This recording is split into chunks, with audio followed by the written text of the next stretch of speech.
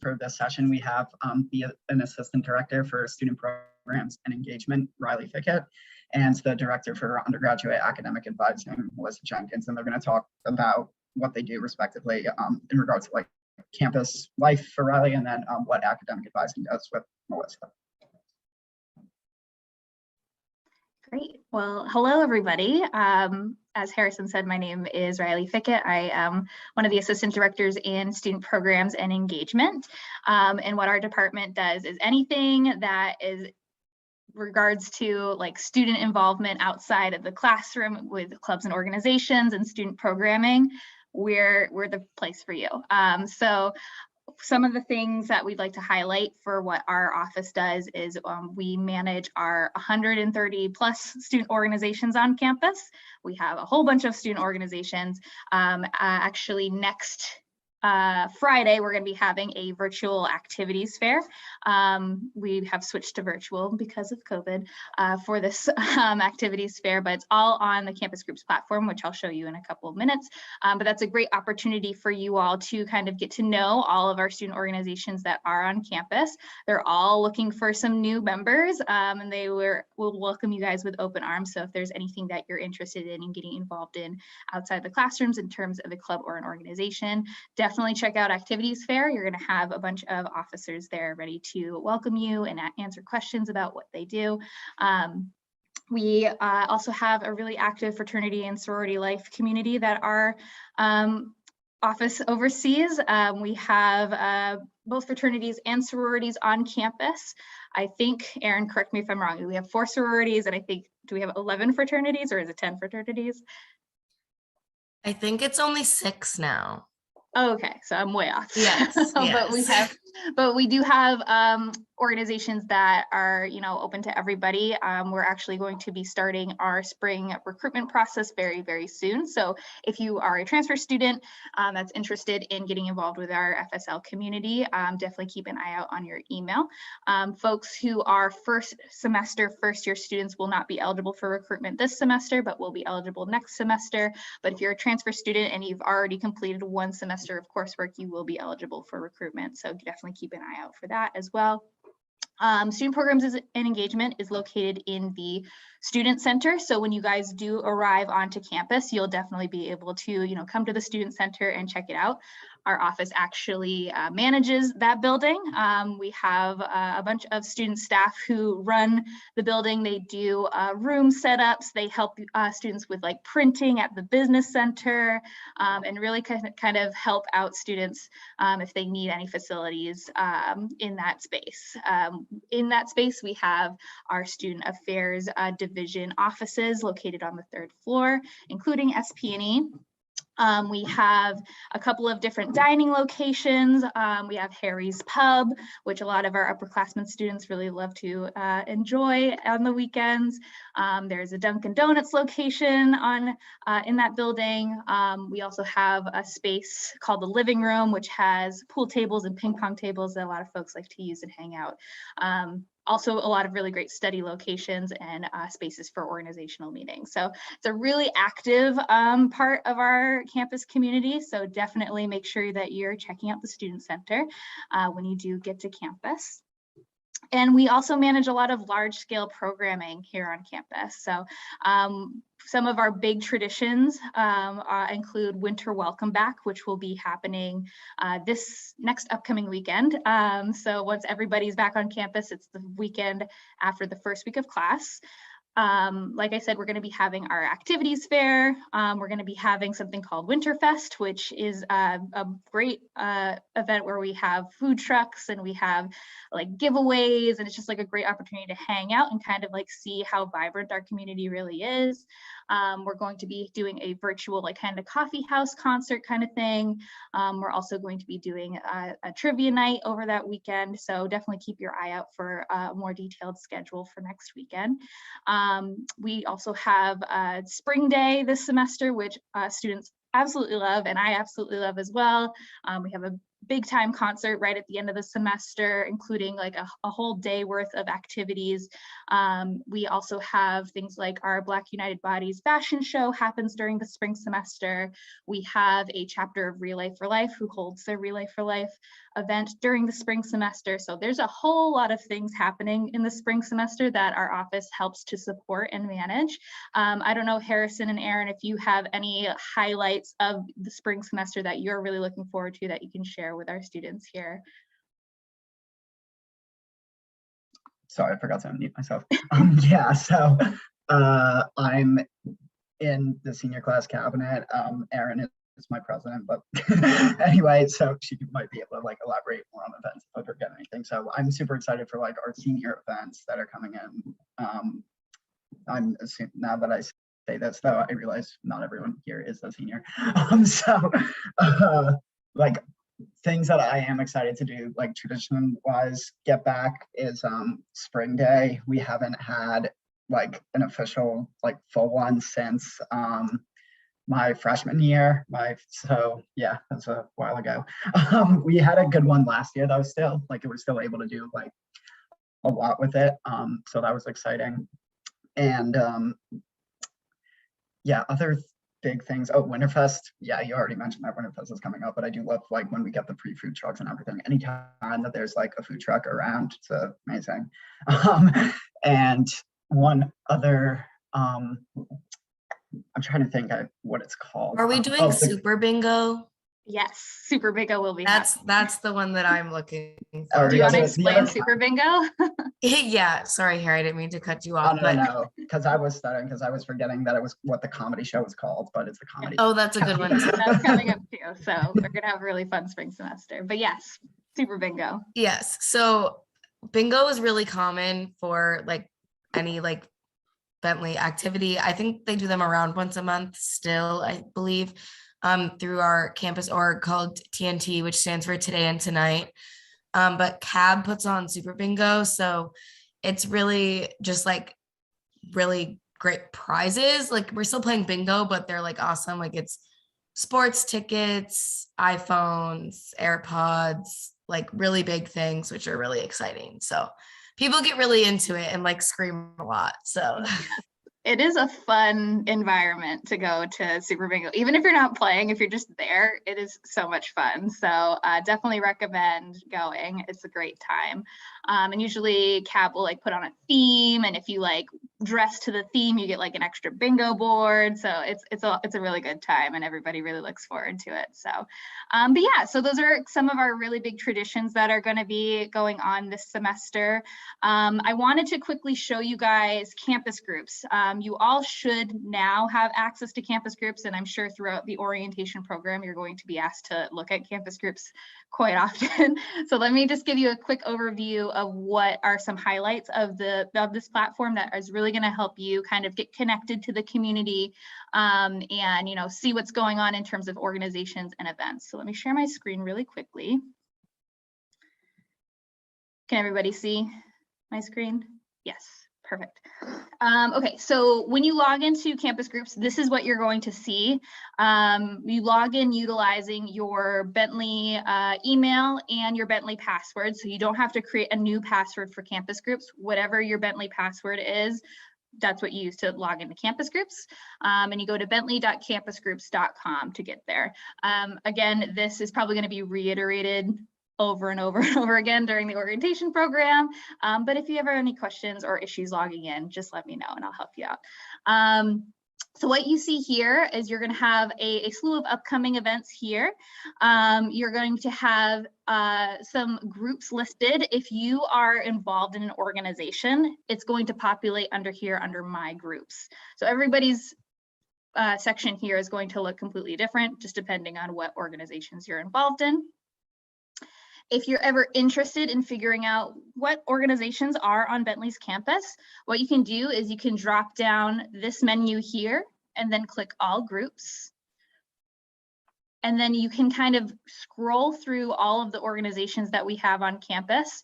It will at first populate an alphabetical list, but say you're only interested in identity and advocacy groups. You can click on that and it will show you the 26 organizations that are in our identity and advocacy cluster. So that's really helpful. When you're looking at a group, you can just kind of go through and click on their page. And it should have some contact information on there for you. You can kind of get to know the organization a little bit better.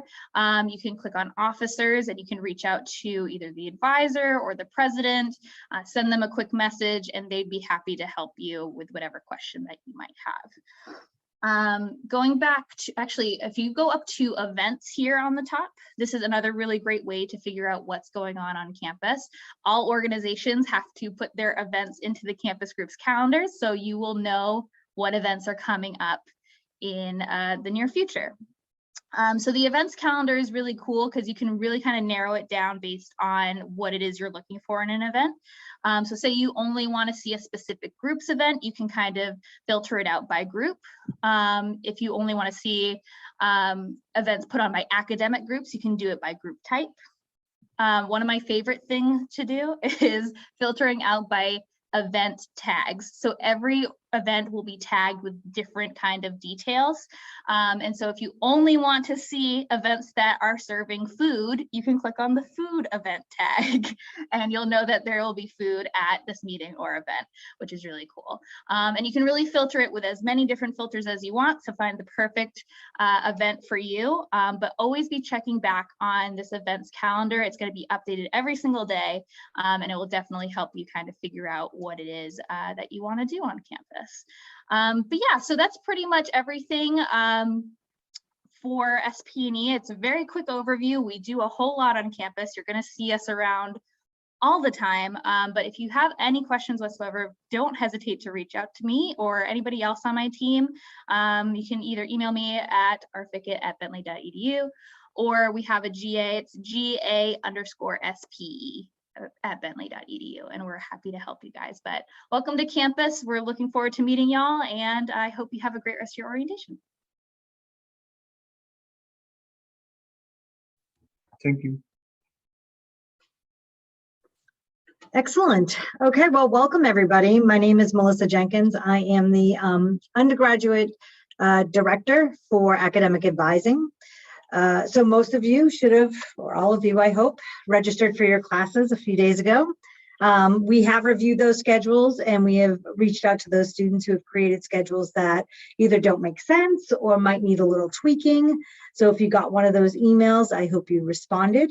But certainly we will be here for you next week in many different ways and shapes to help you adjust your schedule should you need it.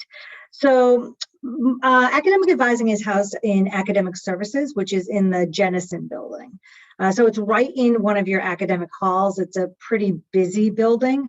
You will probably pass by our office 4 or 5 times a day, maybe, if you have classes in Jennison, and you will go by the building constantly. So if ever you need to know something and you don't know where to go, you can always pop into our office, and our admins out front will gladly direct you to where you need to be and can help you out. So that's really good to know that we're kind of home-based right there.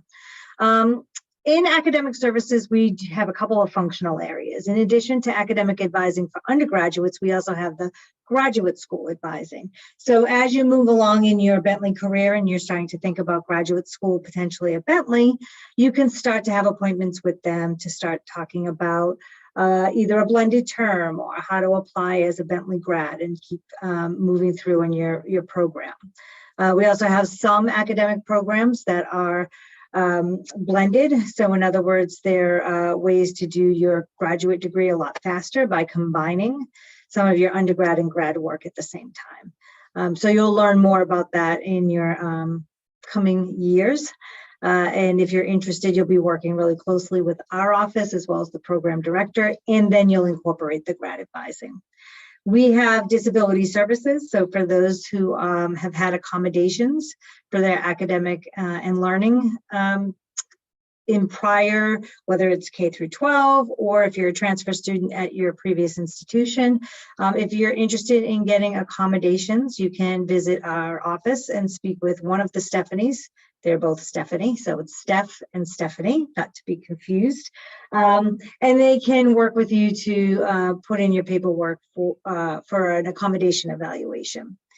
And then we have academic support, which is run by Leslie Doolittle. And the academic support oversees all kinds of programs that will help students who are beginning to struggle. We try and catch that as early as possible. She works closely with the learning centers. So when you learn about the ACE Lab, the CIS Sandbox, the Math Learning Center, she works closely with those program directors so that she's aware of everything that they have to offer, and she can immediately refer students as needed. Those learning centers are open to every single student. They're a great place to sit down and do homework, ask questions when you need help. And it's a great place to hang out in between classes and get some work done, because again, you've got that safety net or comfort level of having a lab assistant right at your fingertips if you get stuck. So she works with them. She also runs her own tutoring program. The tutoring program has about 50 peer tutors who are highly trained, who can, good, Erin, who can, you can be assigned to for a specific course if you're beginning to struggle and in danger of failing the course or doing really poorly. There is a process in which you need to get matched, and we expect that students have at least met with their faculty member 1 or 2 times to get a better handle on what's being taught in the classroom and to get their tips and suggestions, that they've utilized the learning center that goes with that course before they come to tutoring and request a tutor. So there's some things that we need to layer in first to get support. And then when that's not working or you need additional support, we will match you up with a tutor if there's a tutor available for that subject. We don't have every single subject, we have most. There's also an organizational coach. And Erin, remind me if there's anything else. I know we have the Geek Squad who puts on programs about study skills and specific courses that tend to be more challenging for the general public. Erin? Yeah, no, you covered it. So the Geek Squad is, like Melissa said, for the 112 to 12 courses. And then we're also going to be doing some sessions for all of the first and second year students regarding organizational coaching this semester as well. So keep an eye on your email for that. Yeah.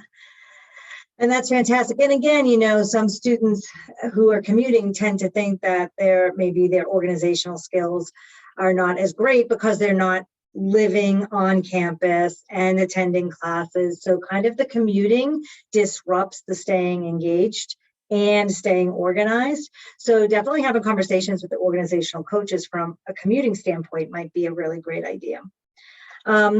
The other thing that Leslie Doolittle does is she teaches a SAS course, so it's strategies for academic success.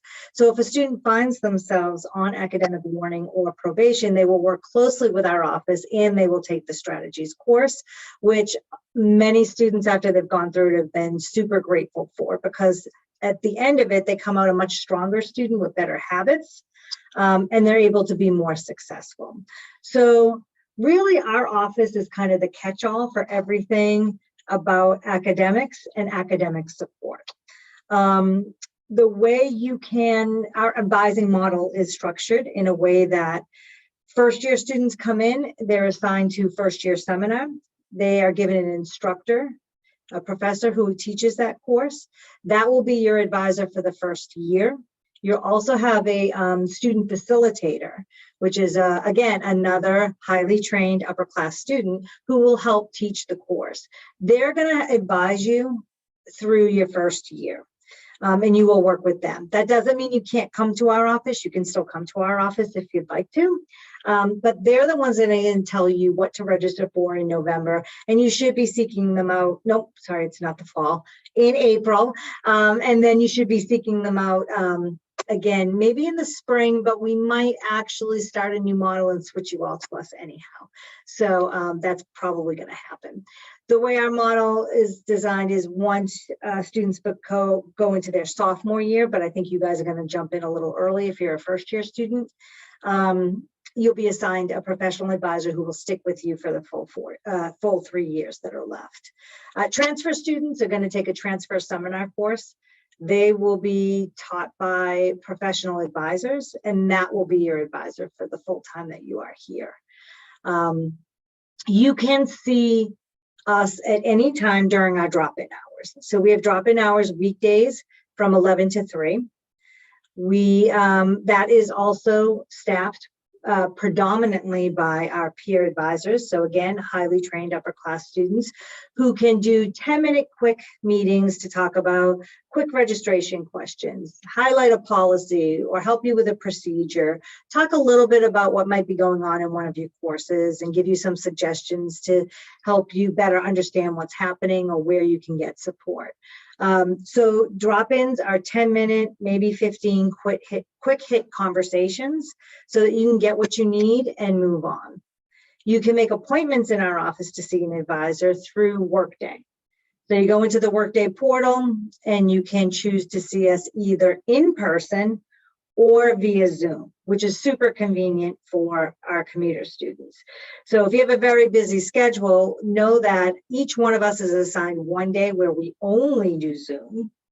And then some of us might have a smattering of Zoom appointments here or there. We are also open to the fact, and we know that life is very unpredictable. So if you scheduled an in-person meeting and something has changed, you can just email that person and let them know you'd like to switch it to Zoom, and a Zoom link will be sent to you.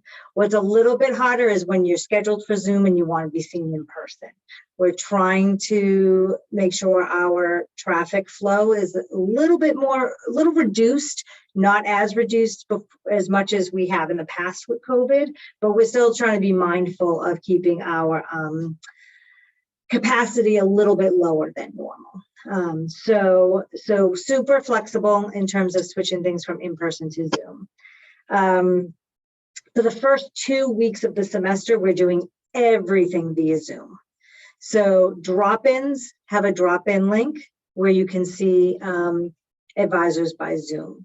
During peak times, all the professional advisors are helping out with drop-ins because we are usually inundated with students. So startup, registration, those are probably our four biggest. So every startup at each semester, the fall is particularly brutal.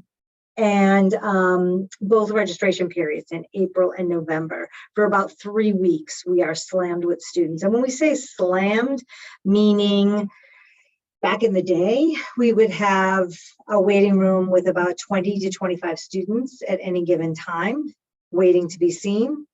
And what we're finding out is via Zoom, even though we can kind of handle people a little bit faster, it's been upwards of a 30 to 35 minute wait. So as a commuter, understanding when you're coming in person, if you have someplace you have to be off campus, you want to factor in the busy time and either be proactive and make an appointment about registration super early, or you want to come in at a time when you know you can give us a little more time so that because the wait will be a little bit longer. If that makes sense. Okay, so the first 2 weeks were all Zoom. And then after that, there'll be some Zoom appointments. Otherwise, you can come in and have appointments or come to drop-ins. A couple of other things I think are really important for commuters. Don't be afraid to use our GA account if you have a question. The way we work our GA account is we are alpha split, where we have our advisees based on the last name alphabet. So when an email comes in, we use that same alpha split to push it off to an advisor. And you will be answered within 24, we say to 48 business days, so business hours, sorry. So if you email on a Friday at 3 o'clock, we're not going to answer you on Saturday or Sunday. It's shocking to me how many students are like, hey, I can see you on Sunday at 3. And I'm like, really? Because I don't think you're going to be where I am, which is home, because we do go home on weekends. So know that, on a Friday, if you have a very urgent question, drop-ins between 11 and 3 is going to be your best bet. But email the GA account or your assigned advisor is really another effective way for commuters who have busy schedules and are flying on and off campus to get connected. A couple of other tips from the academic side of the house is use your faculty office hours immediately. Go in and introduce yourself. Let them know that you're a new student, which it might be obvious by the type of course you're in, and that you're a commuter student. And let them know that, where you're commuting from. It makes a difference. You build a rapport with the faculty member. Remember, a majority of our students are living either on campus or within Waltham, outside of their traditional home. So you are in the minority, and faculty have two little blind spots we keep working on: commuters and transfer students. We constantly have to remind them that commuters and transfers have slightly different needs. So they will be forever grateful if they know that Samantha or Harrison or Brent is in the class and they're commuters and they're coming from an hour and a half away every day or 3 days a week, whatever it may be, to attend class. Now, are you going to get all kinds of exceptions, and are they going to go way easier on you? Heck no, but they're going to be more understanding, and they're going to remember you. And they're definitely going to do whatever they can to make sure that you are successful on an even playing field. Okay, so definitely use those office hours. And the other thing is, be open and honest. If a professor has office hours when you are not on campus and you cannot be on campus, talk about that in your first meeting and say, what is another way I can connect with you if I need you? Get that information right away, because when you need to talk to that professor, the last thing they want to see is an email from you saying, hey, it's an emergency, I really need to talk to you. And then suddenly your emergency doesn't become their emergency. So if it's inconvenient for them, it may end up being a really negative experience for you. So knowing what the backup plan is for office hours is really helpful for commuters. Okay. And then the same holds true for your first year advisor and your first year facilitator or transfer instructor and your transfer facilitator. Those are going to be really key conduits to you getting as comfortable as you can on campus, both academically and socially. They're the ones that know right away you're a first year student and you are a transfer student, and then you can fill in also commuting, which may add a layer of a challenge. And they know full well, not only are they there to give you the information, the academic portion of the classroom, but they're there to help you get acclimated. And so again, them having that little bit of information that you're commuting is going to be super helpful and cut through a lot of some of the obstacles that might jump up in your way, because they can help head it off or give you information you need way sooner than you need it. Like I said, the whole point is to avoid emergencies and last minute cries for help. You want to understand how to navigate and what your options are as a commuter before things crop up. So that's what I have for you guys. Do you have any questions for us? I have a question. So what's the deadline for swap, add, and drop period? That is a really great question. So we have 2 dates that you'll need to remember. The first one is, so classes start on Monday. It's awful. I don't even have the dates in front of me. I shut my calendar off so my emails wouldn't pop up. So on Monday is your first. This is a very unique, and actually Erin and Harrison, even as current students, might not have thought of this. We start classes this semester on a Monday. We usually start on a Tuesday after a holiday. So our add, swap, and our drop deadlines are on a weird day this year. So you go to your first week of classes that start January 24th to the 28th. The deadline to add or swap a class is Sunday, January 30th. So you get to go to 2 classes the first week before you decide if you want to add something different, drop something, or swap it. The following week, the week of January 31st to February 4th, you get 4 class visits, or the equivalent hours, to decide if you want to drop something, but you cannot add anything. And that deadline will be Sunday, February 6th. So if we had started school on a Tuesday, it would be a Monday deadline. But because we have started on a Monday, the actual deadline is for you to go into Workday and make these adjustments, add, swap, drop the first week on Sunday, or drop only on the second Sunday. Does that make sense? I want to be super clear. Were you aware of that, Erin and Harrison? So that. I didn't know like that the drop period changed. I was like, I feel like we usually start on a Monday because like we'd have, or on a Tuesday because after orientation, we have like a day of nothing and then there's move-in for returning students, but I didn't think about the period changing. Yeah. So domino effect, right? So it is, and it's a little nervous. We're a little nervous because we're like, oh gosh, people are going to make mistakes on work day. It's going to be a Sunday. We're not going to be there to help them.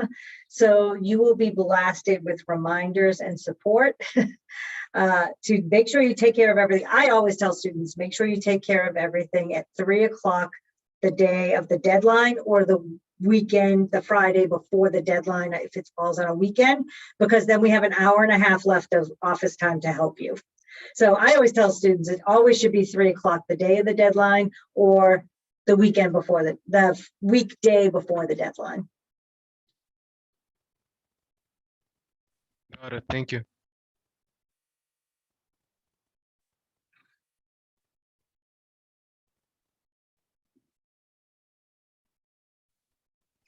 Awesome. Well, does anyone have any other questions, either for Melissa about academic advising or for Riley about SP&E?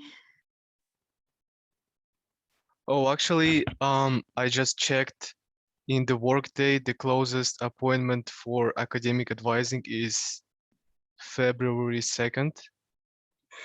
Yeah, that's true. So being proactive in getting appointments, which I know you could not have done, not as a Bentley student, is really important. But the other thing to remember, as I said earlier, the first 2 weeks of class, every single one of us are in drop-ins from 11 to 3. So we're not offering appointments from 11 to 3. We are doing drop-ins. So if you want to speak to an advisor, the best way to do it for the first 2 weeks is 11 to 3 weekdays, and you'll either get a peer advisor or one of the professional advisors, and we can answer some of your questions. We can't do long-range planning. We can't do a whole lot of stuff, but we can talk to you for 10 minutes, and we can get a lot accomplished in 10 minutes, usually enough to hold you over until your appointment.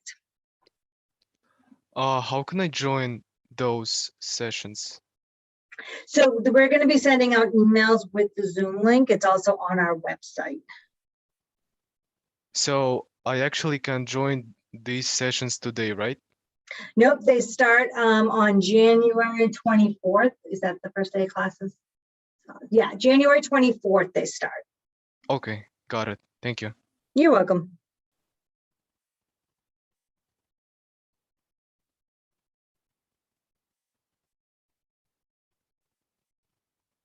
Awesome. Well, if no one has any other questions, thank you so much to Melissa and Riley for helping us welcome our commuter students virtually today. And we're looking forward to welcoming you all onto campus tomorrow.